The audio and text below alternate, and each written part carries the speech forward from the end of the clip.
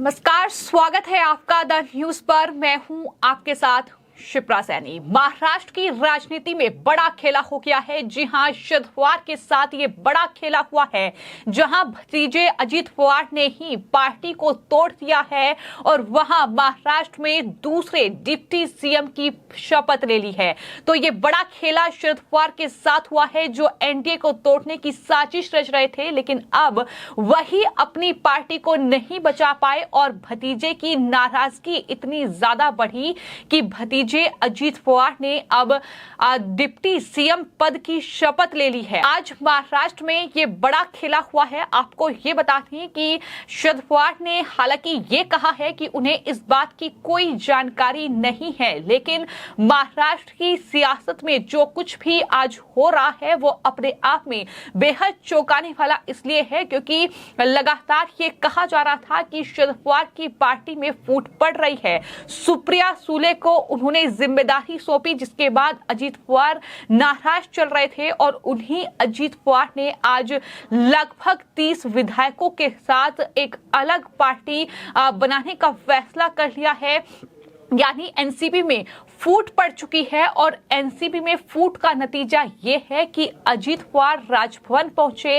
लगभग 30 विधायक उनके साथ हैं और खबर ये है कि अब उन्होंने डिप्टी सीएम पद की शपथ ले ली है। तमाम जो अन्य विधायक हैं, लगभग 9 मंत्री जो हैं उनके विधायक बनेंगे, ये भी जानकारी सामने आई है। तो बड़ा खेला शरद पवार के साथ हुआ है, क्योंकि शरद पवार का वो बयान बार बार याद आ रहा है जब उन्होंने हाल ही में ये कहा था कि दरअसल मैंने एनडीए को तोड़ने की साजिश रची थी। 2014 में मैंने बीजेपी को सपोर्ट किया था चुनाव में बाहर से, और मैंने ये सोचा था कि मुख्यमंत्री के लिए लड़ाई होगी तो बीजेपी में फूट पड़ जाएगी, लेकिन अब ऐसा लग रहा है कि राजधानी दिल्ली में बैठी बीजेपी हाईकमान, या कह सकते हैं कि सीधे तौर पर केंद्रीय गृह मंत्री अमित शाह, जो राजनीति के चाणक्य माने जाते हैं, और खास तौर पर देवेंद्र फडणवीस जो कि मौजूदा वक्त में महाराष्ट्र के डिप्टी सीएम हैं,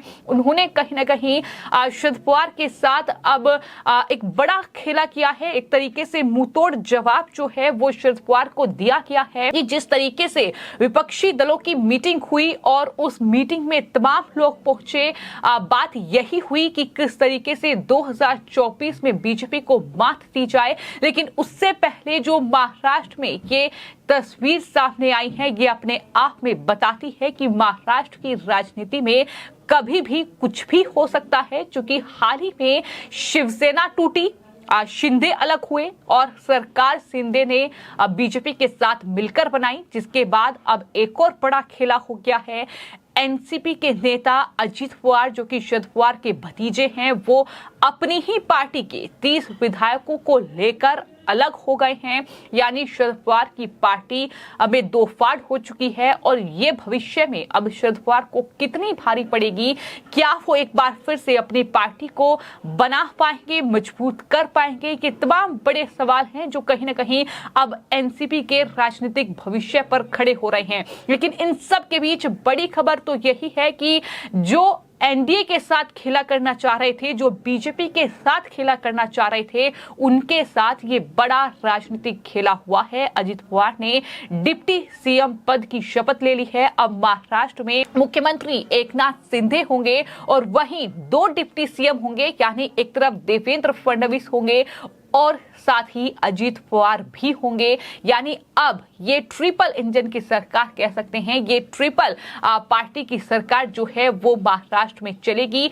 और कुल बताया ये जा रहा है कि 9 विधायक भी मंत्री पद की शपथ ले रहे हैं। राजभवन में पहले से ही के तमाम तैयारियां जो है की गई थी। खबर ये भी सामने आई कि अंदरूनी जो मीटिंग है वो लगातार इसको लेकर चल रही थी, यानी बीजेपी के संपर्क में अजित पवार पहले से ही थे। और ये कहीं ना कहीं इस बात से भी स्पष्ट हो जाता है, क्योंकि अजित पवार ने समय जो है वो शरद पवार को दिया था, उनकी बेटी सुप्रिया सुले को भी दिया था, ये कहकर कि वो जो नेता विपक्ष हैं उससे इस्तीफा देना चाहते हैं और साथ ही उन्हें पार्टी में कोई अहम जिम्मेदारी सौंपी जाए। उन्होंने प्रदेश अध्यक्ष का पद एनसीपी में मांगा था और सुप्रिया सुले ने यह कहा था कि हाँ, भाई की जो इच्छा है वो पूरी होनी चाहिए, लेकिन सुप्रिया सुले और शरद पवार जो हैं वो अजीत पवार की इच्छा पूरी नहीं कर पाए और नतीजा ये हुआ कि अब अजीत पवार ने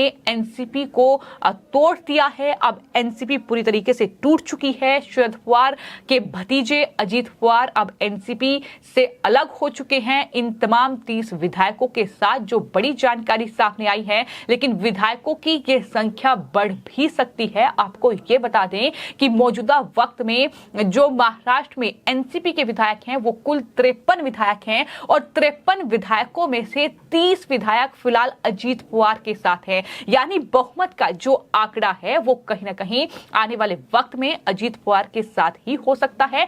जानकारी जो सामने आ रही है वो यही कि ये जो संख्या है विधायकों की ये बढ़ सकती है। आपको ये बता दें कि चाहे फिर वो छगन भुजबल हो, फिर चाहे वो प्रफुल्ल पटेल हो, तो आपको ये बता दें कि प्रफुल्ल पटेल जो है वो मौजूदा वक्त में कार्यकारी प्रदेश अध्यक्ष हैं एनसीपी के, वो भी अजीत पवार के साथ जो है शामिल हो रहे हैं। यानी अलग एक दल जो अजीत पवार बना रहे हैं उसमें वो शामिल हो रहे हैं। तो कहीं ना कहीं ये शरद पवार के लिए बहुत बड़ा झटका है, इसलिए भी चूंकि 2024 में लोकसभा के चुनाव हैं और लोकसभा चुनाव से पहले जाहिर तौर पर ये बड़ा खेला ना सिर्फ शरद पवार के साथ हुआ है बल्कि एमवीए के साथ भी हो गया है।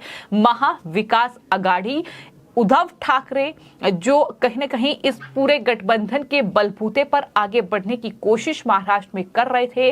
अब ना ही उद्धव के पास विधायक बचे हैं, ना ही शरद पवार के पास विधायक बचे हैं और कांग्रेस की जो विधायकों की गिनती है वो सब जानते हैं। तो जाहिर तौर पर पूरा जो कहीं ना कहीं महाविकास अघाड़ी है वो अब महाराष्ट्र की सियासत में कमजोर पड़ चुकी है। तो ऐसे में लोकसभा चुनाव से पहले जहां ये बीजेपी के लिए अच्छी खबर है, लेकिन वहीं शरद पवार जो कि राजनीति के चाणक्य माने जाते हैं, एक वरिष्ठ नेता हैं और तमाम लोग उन्हें राजनीतिक लिहाज से अगर देखा जाए तो गुरु मानते हैं, लेकिन वही अपनी पार्टी में क्या चल रहा है, क्या होने वाला है, किस तरीके से पार्टी टूटने वाली है, इस बात का शायद अंदेशा उन्हें भी नहीं होगा कि इतनी बड़ी तादाद में जो तमाम विधायक हैं वो अजीत पवार के संपर्क में हैं। और अजीत पवार ने ये जो राजभवन में शपथ ली है, इससे पहले मीटिंग भी अपने आवास पर की है, जो जानकारी सामने आई है,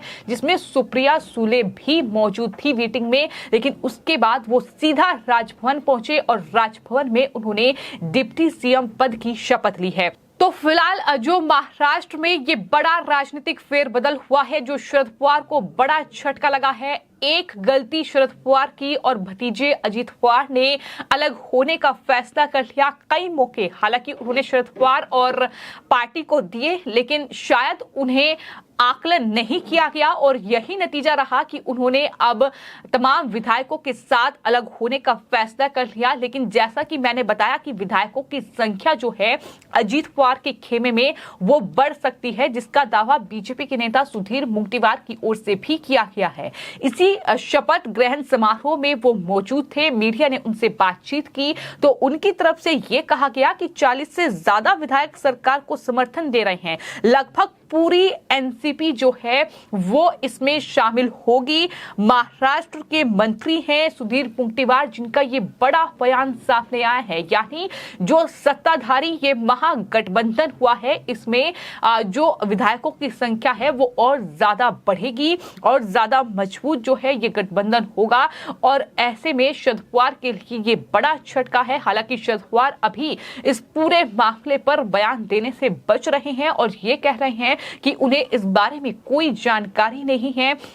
वो अनजान बनने की कोशिश कर रहे हैं, लेकिन वो बखूबी तरीके से जानते हैं कि ये कहीं ना कहीं अब तक का उनके लिए सबसे बड़ा राजनीतिक झटका रहा होगा। जिस तरीके से उनके भतीजे ने ही उनके साथ जिस तरीके से कहीं ना कहीं ये दगा किया है, ये पार्टी उन्होंने अलग वो एनसीपी के तमाम विधायकों के साथ इस सत्ता में शामिल हो गए हैं। तो ये अपने आप में महाराष्ट्र की सियासत की एक बड़ी खबर है। फिलहाल आपकी इस पूरे मामले पर क्या राय है, हमें कमेंट बॉक्स में जरूर लिखें और चैनल को सब्सक्राइब करें। धन्यवाद।